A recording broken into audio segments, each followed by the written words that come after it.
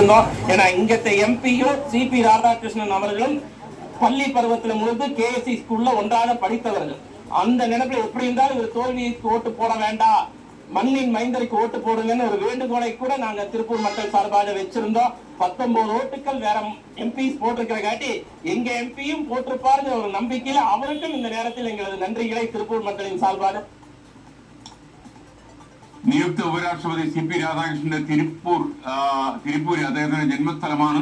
അവിടെ നിന്ന് ഞങ്ങളുടെ പ്രതിനിധി ശ്രീജിത്ത് ശ്രീകുമാരൻ തത്സമയം ചേരുന്നു. ശ്രീജിത്ത്, തിരുപ്പൂരിൽ വലിയ ആഘോഷമായിരിക്കുമല്ലോ ഇപ്പൊ, പ്രത്യേകിച്ച് ആ മണ്ണിൽ നിന്ന് ഒരു ഉപരാഷ്ട്രപതി വരുന്നു എന്നുള്ളത് ചരിത്രമായല്ലോ.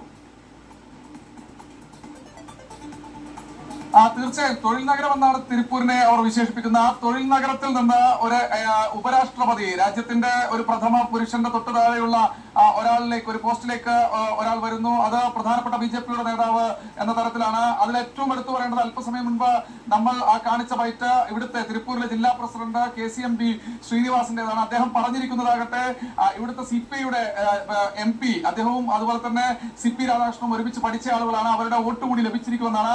ഇവിടെ ഇപ്പോഴും BJP പ്രവർത്തകർ തുടരുകയാണ്. അദ്ദേഹത്തിന്റെ വസതിയാണ് നമുക്ക് തൊട്ടുപുറകിൽ കാണുന്നത്. BJP പ്രവർത്തകർ ഇപ്പോൾ തുടരുന്നത്. മഹിളാ മോർച്ചയുടെ നേതാവായ ധനഭാഗ്യമാണ് നമ്മോടൊപ്പം ചേരുന്നത്. നിങ്ങൾ നിരക്കര உங்க MP சுப்ராயா அந்த ஆளு கூடி ஓட்டு போடுன்னு நினைக்கிறோம். ஏன்னா அவர் சின்ன வயசுல இருந்து CP ராதா அண்ணன் கூட படிச்சவர். அதனால அவர் கண்டிப்பா அவருக்கு ஓட்டு போட்டுருவாரு. நாங்க நம்புறோம், திருப்பூர் மக்கள் நம்புறோம். நாங்க அவரோட சார்பா. எப்படி இருக்கு? ரொம்ப சந்தோஷமா இருக்கு. எங்களுக்கு CP ராதாகிருஷ்ணன் துணை ஜனாதிபதியா வந்தது எங்களுக்கெல்லாம் ரொம்ப சந்தோஷமா இருக்கு. அவர் வந்தது எங்களுக்கு இந்த தமிழர், ஒவ்வொரு உண்மையான தமிழனுக்கும் இந்த தமிழகத்துக்கும் தமிழுக்கு ஆதரவா? ஆமா, கண்டிப்பா எல்லாருக்கும் ஆதரவு. தமிழ் மக்கள் அனைவரும் சார்பாகவும் அந்த துணை ஜனாதிபதியா இருக்கிறது எங்களுக்கெல்லாம் ரொம்ப சந்தோஷமா இருக்குது. அவരുടെ പ്രവർത്തകർ നേതാക്കളൊക്കെ ചേർന്ന് எப்படி இருக்குன்னா என்ன சொல்லுங்க? വളരെ സന്തോഷമുണ്ട്. മലയാളം കുറച്ചൊക്കെ അറിയും. വളരെ വളരെ സന്തോഷമുണ്ട്. അദ്ദേഹം തിരുപ്പൂർക്കാരൻ എന്ന നിലയിലും അദ്ദേഹം ഞങ്ങളുടെ നാട്ടുകാർ എന്നിട്ട് വളരെ സന്തോഷമുണ്ട്. പിന്നെ അത് അല്ലാതെ ഞാൻ പഠിച്ച സ്കൂളിൻ്റെ ഒരു അലുമിനിയാണ് അദ്ദേഹം. KC സ്കൂൾ എന്ന് പറയും, ഇവിടെ തിരുപ്പൂരിലുണ്ട്. അതിൻ്റെ അലുമിനിയാണ്. അദ്ദേഹം SP-ലായി ഉണ്ടായിരുന്നു. പിന്നെ ഇപ്പൊ SP-ലായിട്ട് ഇപ്പോൾ തുണை. എவ்வளவு நாளாச்சு இங்க வந்து போயிடுச்சு? எவ்வளவு நாளாச்சு? யாரு? CPR ഇവിടെ തന്നെ എപ്പോഴും ഉണ്ടാവും. ഇവിടെ അടിക്കടി ഇവിടെ വരും പോവും. അദ്ദേഹം ഇപ്പോൾ മഹാരാഷ്ട്രയുടെ ഗവർണർ ഉണ്ടായിരുന്നിട്ട് കൂടി അടിക്കടി വന്നിട്ട് പോയി. 15 ദിവസം മുൻപ് അദ്ദേഹം ഈ വീട്ടിൽ വന്നു പോയത്.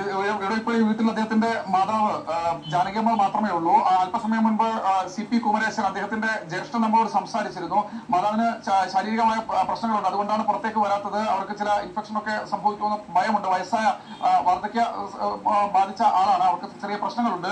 അതുകൊണ്ട് മാത്രമാണ്. എന്നാലും BJP പ്രവർത്തകർ ആവേശത്തിലാണ്. പടക്കം പൊട്ടിച്ചു, ലഡു വിതരണം, ലഡുവും ജിലേബിയും ഒക്കെ നാട്ടുകാർക്ക് മധുര വിതരണം ഒക്കെ നടത്തിയിരുന്നു. അല്പസമയം മുൻപ് ഈ വഴി, ഷെറീഫ് നഗറിലെ ഈ വഴി പൂർണ്ണമായി ബ്ലോക്ക് ആയിരുന്നു. എന്നാലും ഒരു സന്തോഷമാണ്.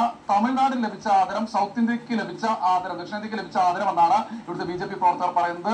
ഇപ്പോഴും BJP പ്രവർത്തകർ ഇവിടേക്ക് വന്നുകൊണ്ടിരിക്കുകയാണ്. എന്നാലും വലിയ ആവേശത്തിലും ആഹ്ലാദത്തിലുമാണ് ഇവിടുത്തെ BJP പ്രവർത്തകരും നാട്ടുകാരും ഉള്ളത്. SK. Okay, thank you. നിയുക്ത ഉപരാഷ്ട്രപതി CP രാധാകൃഷ്ണൻ ജന്മസ്ഥലമായ തിരുപ്പൂരിൽ നിന്നാണ് നമ്മുടെ പ്രതിനിധി ശ്രീജിത്ത് ശ്രീകുമാരൻ നമുക്കൊപ്പം ചേർന്ന്. Sreejith, thank you. സമസ്തയിൽ ഭിന്നതയുണ്ടെന്ന്